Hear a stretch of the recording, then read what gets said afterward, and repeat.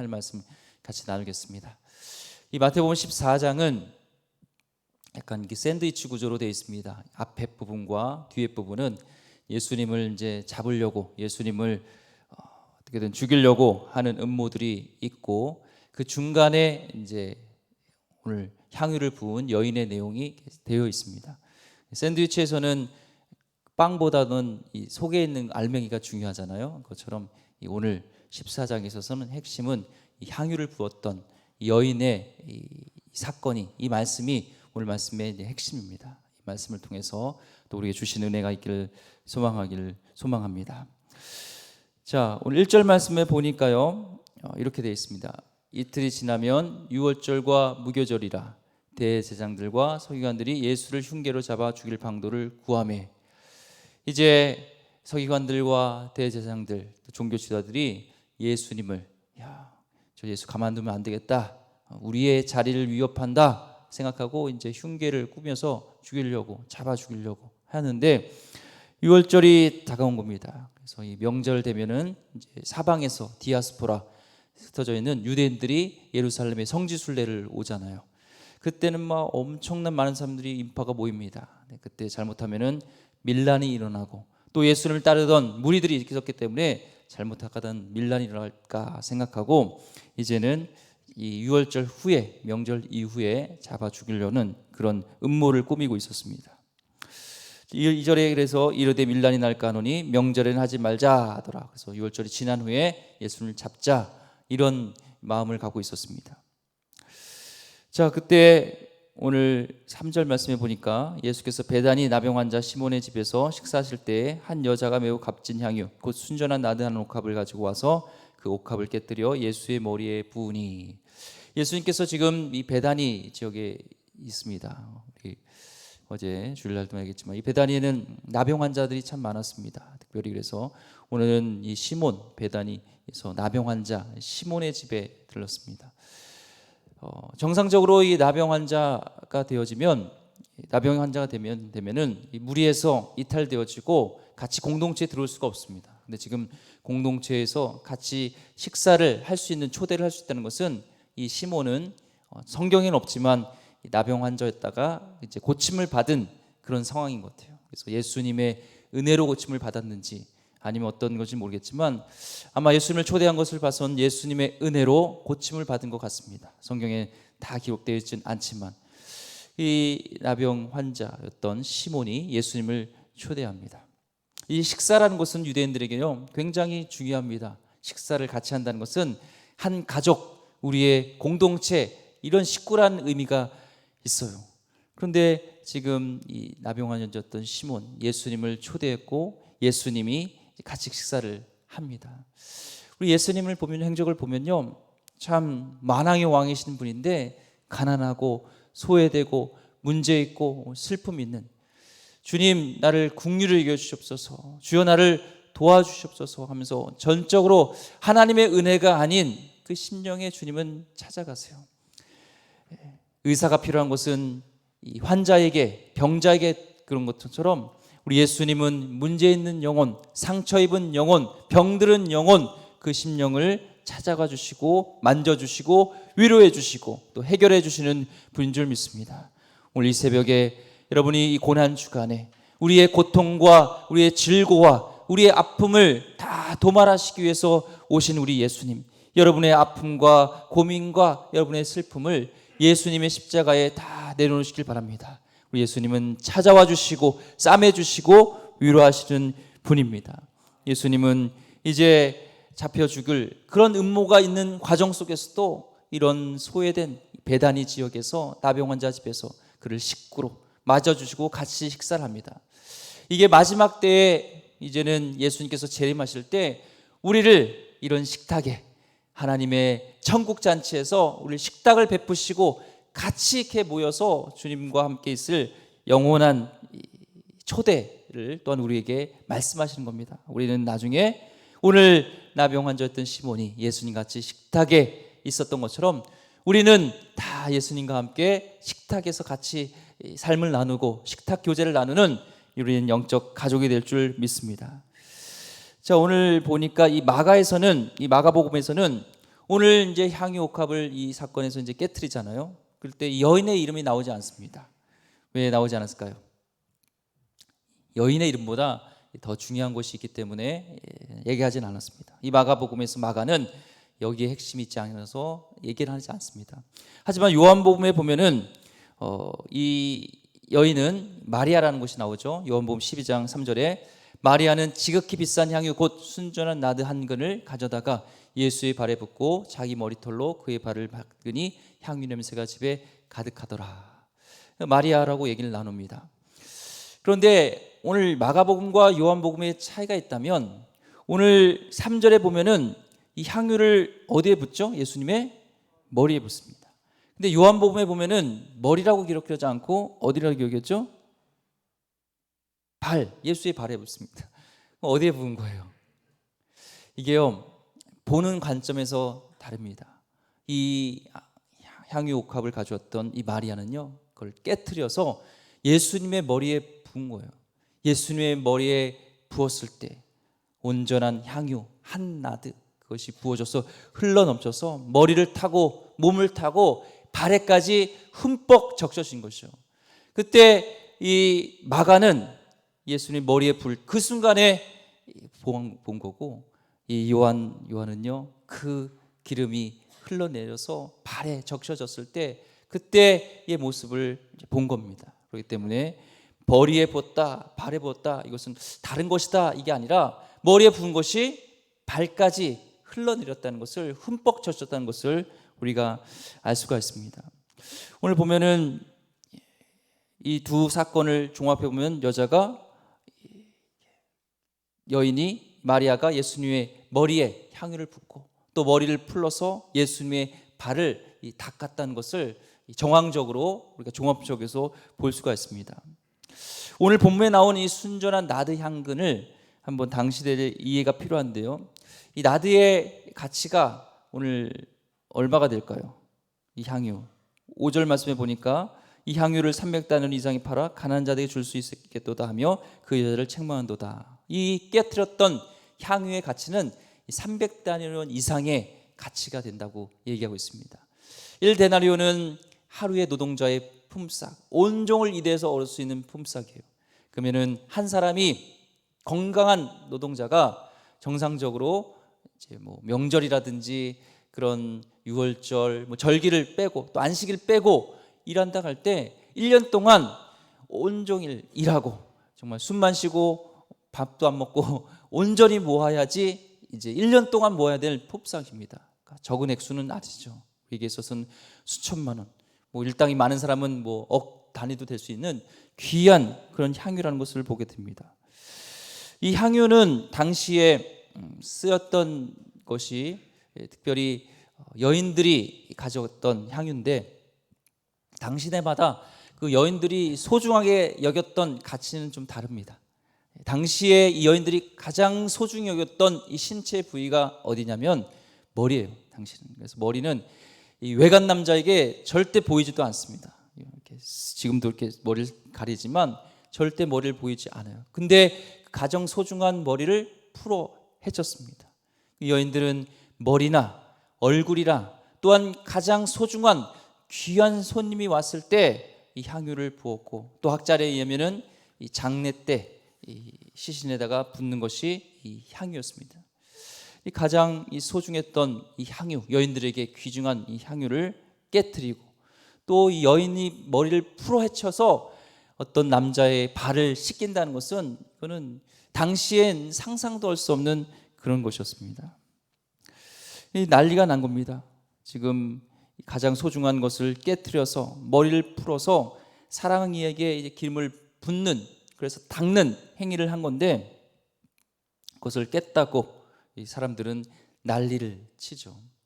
4절 말씀에 이렇게 얘기합니다. 어떤 사람들이 화를 내어 서로 말하되 어찌하여 이 향유를 허비하는가. 요한복음에는 그 어떤 이는 바로 이 가룟 유다여서 그는 돈꾀를 맡은 자로서 그는 도둑이라 해서 그 도둑이었기 때문에 이 돈에 대한 것들을 더 가지려고 해서 아깝게 한 거지 진짜로 가난한 자들에게 주려고 했던 것은 아니다. 성경에 기록되어 있고 또 율법에 의하면 명절 전날에는 이 가난한 자들, 소외된 자들에게 뭔가 이렇게 구제를 하는 것이 당시의 율법적인 행위였습니다. 율법적으로 되었습니다. 그러니까 어떻게 보면은 그들의 분노는 정당할 수도 있습니다. 그런데 이 마리아가 머리를 풀어헤쳐서 이 예수님에게 옥합을 부었던 이 여인의 마리아의 진위, 진짜 마음을 알아야 돼요. 민수기 5장 18절의 말씀 보면 이런 말씀이 있습니다. 여인을 여 앞에 세우고 그의 머리를 풀게 하고 기억나게 하는 소재물 곧 의심의 소재물을 그의 두 손에 두고 제사장은 저주가 되게 한 쓴물을 자기 손에 들고 여호와 앞에서 여인은 세워서 머리를 풀게 하라. 이게 어떤 의미냐면 속죄의 의미예요. 죄지은 여인이 속죄를 위해서 머리를 다 풀고 하나님께 나가는 이 의미는 나는 죄인입니다. 나는 엄청난 죄인이라는 뜻이에요. 이 향유옥파를 깨떴던 여인, 당시의 여인으로서 가장 소중히 여겼던 이 머리를 풀어 헤치고 예수님께 나온 것은 나는 죄인입니다. 나는 죄인입니다. 이것을 고백하는 거예요. 이 여인의 옥합을 가져와서 예수님께 붓고 머리를 풀어 발을 닦은 것은 그런 엄청난 고백이죠. 나는 전 존재를 용서받을 수 없는 죄인인데, 구원받을 수 없는 죄인인데 예수님께서 나를 구원하셨습니다. 나를 용서하셨습니다. 예수님의 은혜로 나는 하나님의 딸이 되었습니다. 라는 고백입니다. 이 여인의 행위에 이런 놀라운 고백이 담겨져 있는 겁니다. 근데 이 주인 사람들은 그것을 이해 못하고 당시의 율법적으로 이제 명절 때는 그것을 팔아서, 나의 재산을 팔아서 가난한 자들을 도와야 되는 구제, 율법의 어떤 것이 옳으냐 그르냐 여기에 있었지, 그 진실되게 예수님께 나가서 나는 진실되게 죄인입니다, 전적으로 하나님의 은혜가 아니면 난 살 수 없는 죄인입니다 라는 고백하면서 그 사랑함으로 그 은혜 받은 자의 심정으로 하나님께 나왔던, 예수님께 나왔던 이 여인의 그 진심을 몰랐죠. 예수님께서는 이렇게 얘기합니다. 6절 말씀에 예수님은 그 여인의 진위를 알았어요. 예수께서 이르시되 가만두라, 너희가 어찌하여 너를 괴롭게 하느냐, 그가 내게 좋은 일을 하였느니라. 아멘. 내게 좋은 일을 한 것, 이게 무엇일까요? 칼론 에르곤, 히브리어는, 헬라어로는 칼론 에르곤입니다. 내게 좋은 일을 했다. 요한킴 예레미야스는 언어학자는 이 의미를요 적절한 아름다움이라고 얘기합니다. 적절한 아름다움. 적절한 아름다움이 뭐냐면 예수님께서, 하나님께서 우리를 창조하시고 우리가 인간의 죄로 인하여서 망가졌던, 깨졌던 하나님의 관계, 그때가 아니라 우리가 완전한 하나님과의 그런 교제가 있었던 에덴 동산에서의 그런 관계, 예수님께서, 하나님께서 우리를 창조하시고 보시기 심히 좋았더라. 토부, 히브리어는 그런 완전한 관계, 하나님과의 그런 죄로 인한 관계가 깨어진 관계가 아니라 하나님과의 관계가 친밀했던, 너무나 가까웠던 그 관계, 하나님과 하나님이 우리를 완전히 사랑하고 우리도 하나님을 완전히 사랑하는 에덴 동산의 그의 관계, 그것이 바로 적절한 아름다움, 적당이 아니라 적절한 아름다움이라고 이게 표현을 합니다. 인간이 하나님 앞에 가장 아름다운 자리는 그분을 경배하는 자리, 그분을 최고로 사랑하는 자리, 내가 완전한 죄인이었고 그 죄가 용서받았다는 것을 인정하고 그것을 깨닫고 그것이 내 안에 충만한 그 관계가 바로 적정한 아름다움이라는 것을 말씀하고 있습니다. 그분만이 나의 최고의 사랑입니다, 나의 전부는 하나님입니다 라는 것을 고백하는 그때가 적절한 아름다움이라고 고백합니다. 오늘 우리 고난주간에 앞에서 우리가 하나님 앞에 부르짖는 모든 기도 제목과 우리 평생의 순례의 길에서요 적절한 아름다움, 이 헌신이 회복되기를 축복합니다. 그분에 대한 사랑, 예수님의 은혜, 예수님의 용서, 그것이 진심으로 감사하며 그 헌신되어지는 오늘 마리아의 그 헌신이, 그 사랑이 회복되어지기를 소망합니다. 그래서 하나님과의 적절한 아름다움, 그 토부 관계가 회복되기를 소망합니다.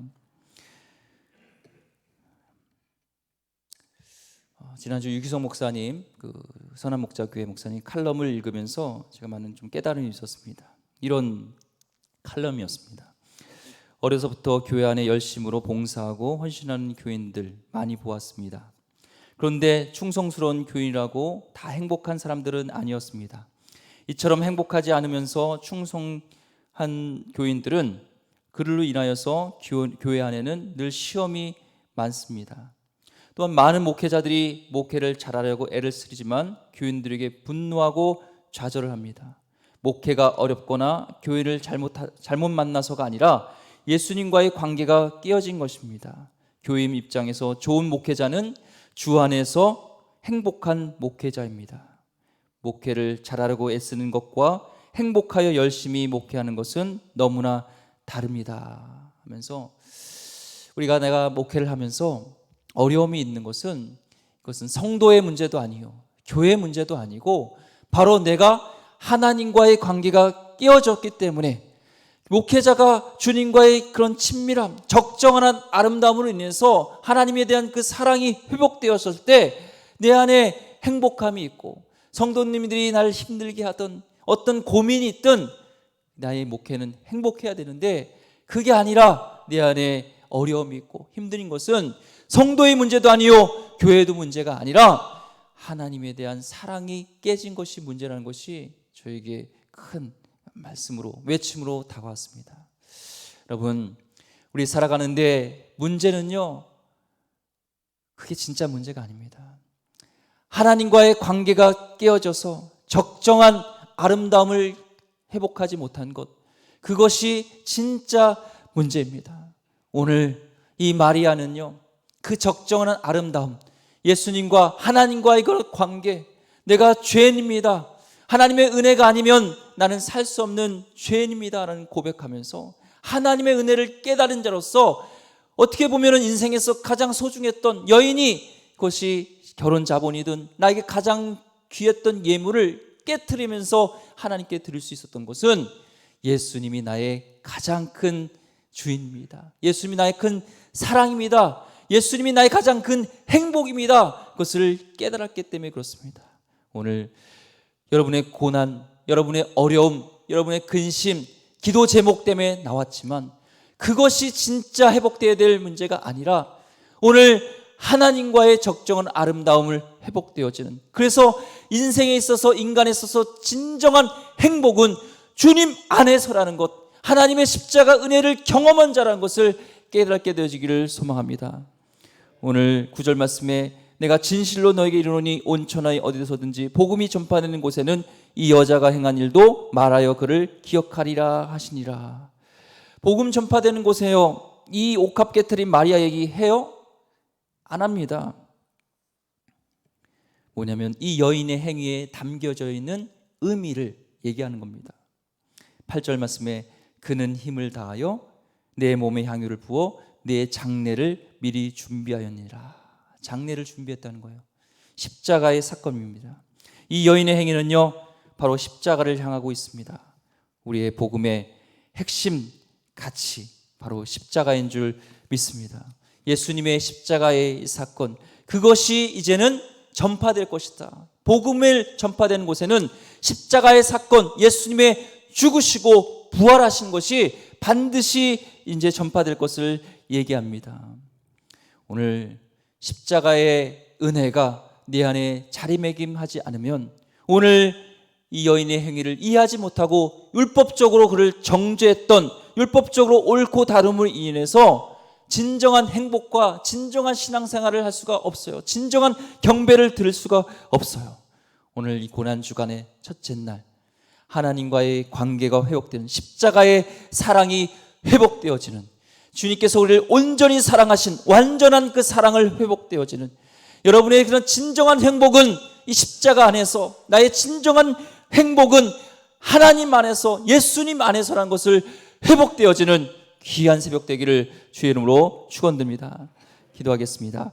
하나님 감사합니다. 오늘 고난주간 첫 번째 향유를 부인 이 마리아처럼 우리도 하나님 나의 인생의 최고는 우리 예수님이요, 내 죄인, 정말 용서도 받을 수 없는 나 죄를 용서해 주신 그 은혜를 깨닫고 그 은혜에 감격하면서 자신의 모든 것을 깨트려서도, 하나님 가장 소중한 것을 깨트려서도 그 주님을 우리가 경배했던 것처럼 나의 인생에서 최고의 경배는 나의 사업도 아니요, 하나님 나의 물질도 아니요, 온전히 주님만 경배하며 그 십자가의 온전한 은혜를, 사랑을 깨닫는 귀한 새벽 되게 하여 주시옵소서. 하나님, 내 가운데 우겨쌈을 당하고 마음속에 고난과 마음속에 근심이 있는 것은 하나님 이 주님의 사랑을 우리가 놓쳤기 때문인 것을 믿으며 주님의 사랑을 회복되어지는 적절한 아름다움을 깨닫는 귀한 새벽 되게 하여 주시옵소서. 귀하신 예수 그리스도 이름으로 기도드립니다. 아멘.